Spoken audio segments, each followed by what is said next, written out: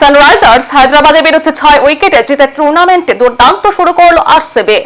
Bengaluru M Chinnaswamy স্টেডিয়ামে হওয়া এই ম্যাচে 202 রানের বড় লক্ষ্যমাত্রা মাত্র 15.4 ওভারে তাড়া করে ইতিহাস করেছে আরসিবি। আইপিএল 2026 এর উদ্বোধনী ম্যাচে দাপট দেখালো defending champion royal Challengers Bengaluru. Sunrisers হায়দ্রাবাদের বিরুদ্ধে 6 উইকেটে জিতে টুর্নামেন্টে দুর্দান্ত শুরু করলো আরসিবি। বেঙ্গালুরুর এম চিন্নাস্বামী স্টেডিয়ামে হওয়া এই ম্যাচে 202 রানের বড় লক্ষ্যমাত্রা 15.4 ওভারে তাড়া করে ইতিহাস করেছে আরসিবি। এই জয়ের মাধ্যমে নতুন রেকর্ডও তৈরি হয়েছে। আইপিএল এর ইতিহাসে প্রথমবার কোন দল 200-র বেশি রান 25 বলের বেশি হাতে রেখে তাড়া করে জিতল।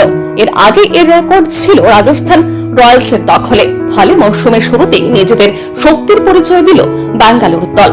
এই জয়ের নাটক বিরাট কোহলি।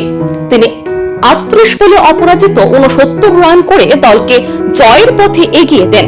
তার ইনিংসে ছিল 5টি 4 ও 5টি 6।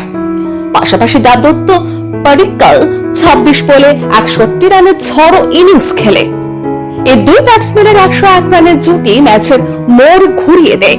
অধিনায়ক রজত পাটিদারও মাত্র 12 বলে 31 রান করে দ্রুত জয় নিশ্চিত করেন। এর আগে ব্যাট করতে নেমে সানরাইজার্স হায়দ্রাবাদও শক্তিশালী স্কোর করে। অধিনায়ক ঈশান কিষান 38 বলে 80 রানের দুর্দান্ত ইনিংস খেলেন। তার ইনিংসে ছিল 8টি 4 ও 5টি 6। এছাড়া নিচের দিকে নেমে অনিকেত ভার্মা 18 বলে 43 রান করে দলের স্কোর 200 পেরিয়ে দেন।